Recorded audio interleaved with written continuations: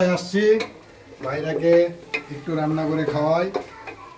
আপনারাও চাইলে আসতে পারেন, কিন্তু আসতে পারবেন না জানি, তারপরেও বলতে হলো। একটু পোলাও বসাচ্ছি, আর গরু গোশ আগেই বসিয়েছিলাম। গরু গোশটা একটু লাড়া দিচ্ছি, দেখেন অল্প একটু গরু গোশ।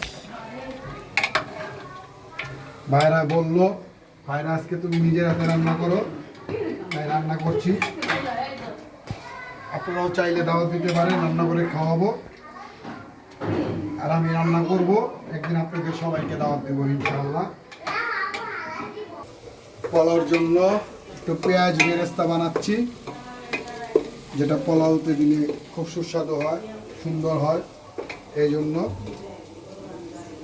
এই যে পোলাও চাল ঝেড়ে গেছি, পোলাও বসাবো।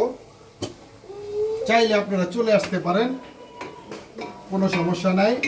এই যে আমার বাবা আমার সাথে একটু রান্না করবে, আপনারা দেখেন। এই যে আমার বাবাও রান্না করছে, আমি রান্না করছি, আমার ছেলে দেখতেছে। ইনশাআল্লাহ আপনারা সবাই চলে আসেন, আপনাদের সবাই দাওয়াত।